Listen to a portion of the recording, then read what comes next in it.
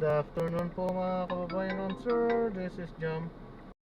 At dito tayo ngayon sa may The Shops. Dito yan sa may Green Hills San Juan, Vera Mall.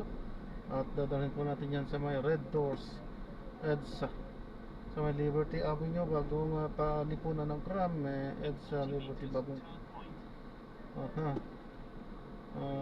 Quezon City. Okay po, so magbabalik po tayo mamaya konti pag nakuha na po natin sila. Disclaimer naman po, ang content po natin ay kalsada at hindi ang passenger. Kaya nga naman, sakasakali naman po na may marinig kayo mga pangalan ng lugar, pangalan ng tao, pangalan ng organizations, government or private man yan, ay wala pong kinalaman ang channel na ito. At wala pong pinapatungkulan. Lahat po ng pinag-uusapan dito ay pawang dito lamang po yan sa loob. At wala pong pinapatungkulan sa labas. Sabi po, magbabalik po tayo mamaya pag nakuha na po natin sila. In 100 meters, turn left, then in 90 meters, turn right.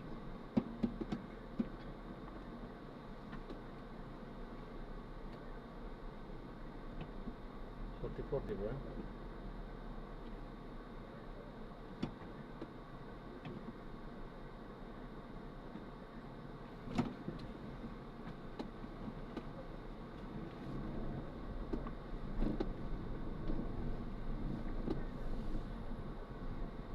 Nasa kapila po ng The Shops.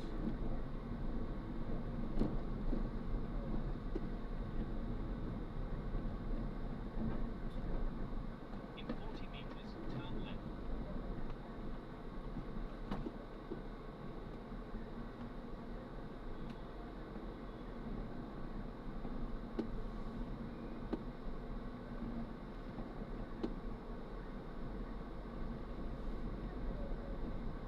In 20 meters, turn right.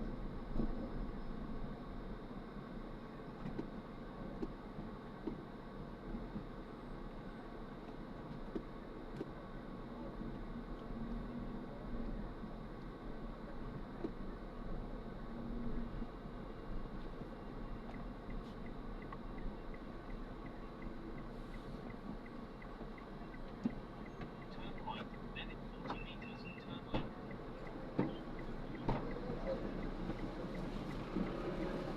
Morning kaya? Ano po? Andiyan lang po ako sa kabilang pintuan po. Ay, sa kabila lang pala. Pagpasok po dyan, doon sa kapila po. Nawala kasi yung ano namin ko yung sa location sa Kwan. Ayan po. Pag tinagos niyo po yun, nandun po ako sa kabila po.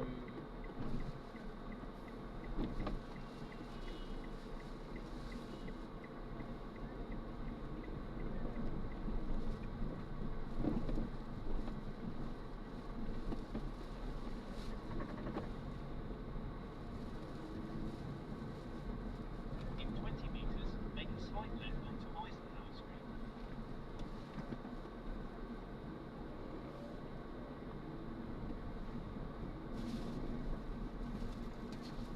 Continue for 400 meters, then turn right and continue on Eisenhower Street.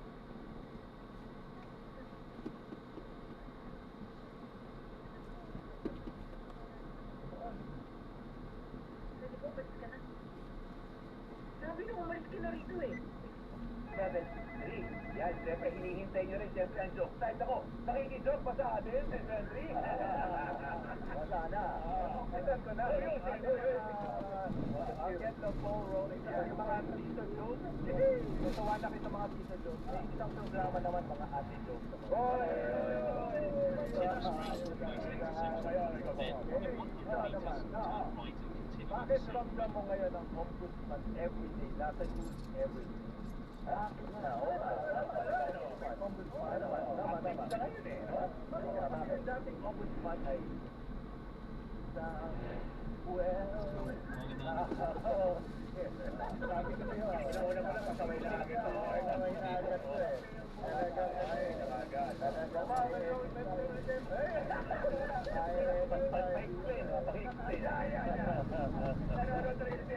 Lahat ng joke ni Bob, pinapaliwanag niya eh. Sige, nakuha niyo naman siguro. Ako naman! Hindi pala Pilipino. Ano niyo ba yun? Di ba? Batay, no? Ito, batay sa kanyang galang. Ano siya? Hapon? Hapon? Hapon? Bakit? Bakit? Martires. For Bart. Yun, Martires. Batay sa mga nandito tapos siya. Bakit? Ba't hapon? Hindi mga ninja. Ano naman? Ninjas rule the night. Dito joke natin. Sino? Ako, meron. Anong pwedeng tawag sa isang ombudsman na naglabas na retong desisyon? Pero sila lang at nakakaalam at pinapalitan ang mga kwento. Ano yun? Anong pwedeng tawag doon? Ano? Siyempre, si Ombudsman Marites. Subukan natin itong joke na to. Sabi ng MMDA, ito daw sinadigong at bongko ay hindi daw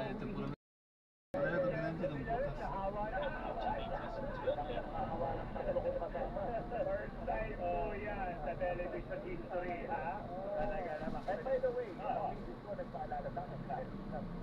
Sabi ng misis ko, i-announce nyo naman na start na to ng ating third season. We're starting with the bang. Pwede ending na rin.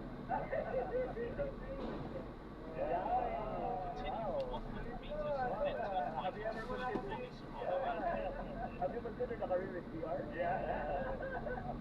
Siyempre, sige, bago natin patuloy, no? Countdown natin. Ano ba ang mga countdown natin? Siyempre, ay makita nyo na sa screen. Ang countdown natin, 61 days na lang po bago natin.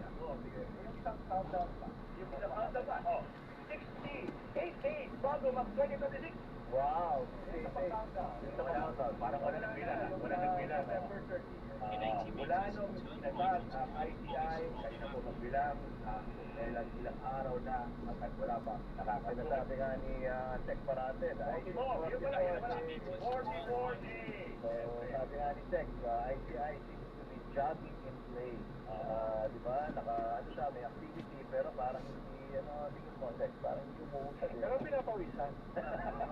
Pero wala bang pinapawisan o yung unawain natin na meron na bang counting advance? Di ba? Sinabi nila na gagawin na nilang open.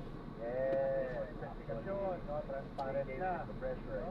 Pwede yun. Magandang development yun. Totoo. Alam mo, problematic din sila eh. Dahil yung kanilang 40 million na budget, hindi pa lumalabas eh. So, lahat yan ang mono.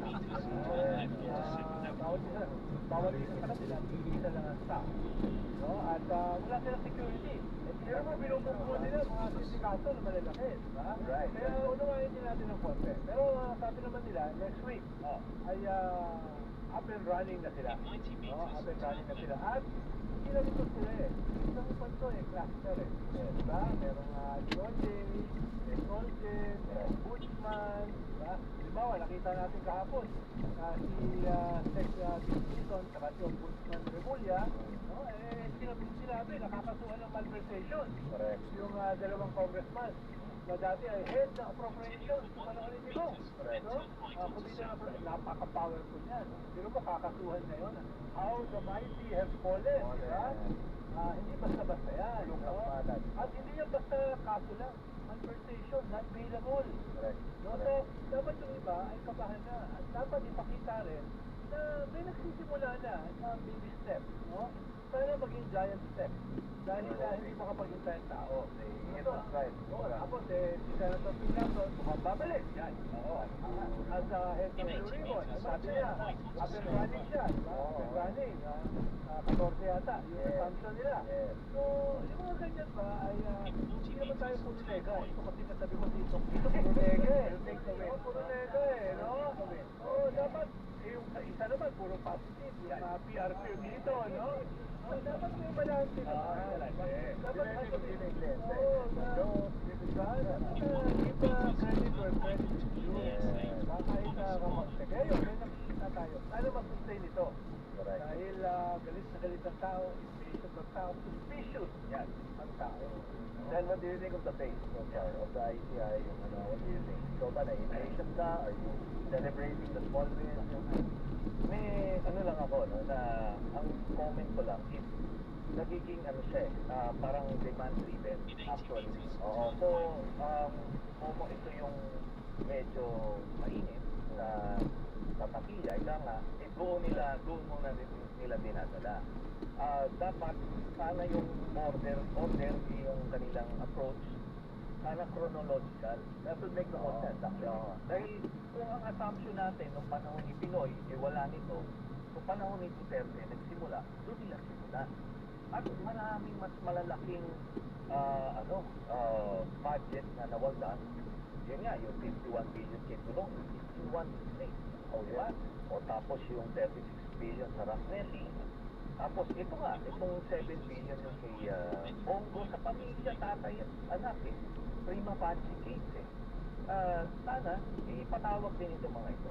In fact, a lot of people na, nung nabalik, lumabas yung balita, Senator Ping is going back to the tourism, yun yung naging ano nila. Parang yun yung naging sensibility nila na, so at least nalawak na yung time frame. Hindi na lang tayo nakapunod dun sa from X to Y. Ngayon, medyo lumawa. Saka yung sinasabi na lumawa ni Senator Janet, Pulong, ito niya, 51 million. More than 2 years na yan, ha? Oh. Hindi na 6 na taon, ha? Oo. In 2021. Sige po. Malaki yan, ha? Malaki yan. Para makadiretso na rin po. Halimbawa, yung sila pag-uusapan, sabi tayo ng Salamat, ingat po. Sinovac. Na binili ng isa for 600 pesos. Ayaw binili natin for 3,000 pesos. No? Hindi man lang double, hindi man lang triple, hindi man lang quadruple. Uy, tupol. Tama ba yun? Tupol. Oo. Tupol. Ayaw ko na laki yan, ha? Ilang million yan, ha? Sino na pinatang dyan? Yung Parmali, alam natin. Pero itong Sinovac, mas malaki. Tanggal sila. Oo. Yan yung... Sinovac, binuksan ulit yung Parmali. Pero sino magbubukas itong Sinovac? Yan yung biggest scam sa lahat sa buong kasaysayan. Yung windfall dyan, 100 million pesos. Wow! Net profit ito, net profit. So, yan yung hindi pa nabubuksan. Kasi yung Parmali na, marami na nabubulantan din sa, mga, pero may 10 million. Pero ito, 10 times bigger. Saka at a time of crisis, diba? At a time when the country is crippled, undergoing a pandemic, diba na nasa-inutan natin, yan, hindi ng vaccine. Yes, kaya nga na mahigit doble yung pambansang utang natin. Pero ang pinakamasama rito, pandemya, pinakakita pa, anong klase mga hayop yan? Sila yung mga tao, di ba? Tama naman. Ang lang sila lumalabas sa bayan. Ayan, so na-drop na natin sila. So maraming salamat po sa panonood. Hanggang sa muli, ingat. God bless. Paalam po muna.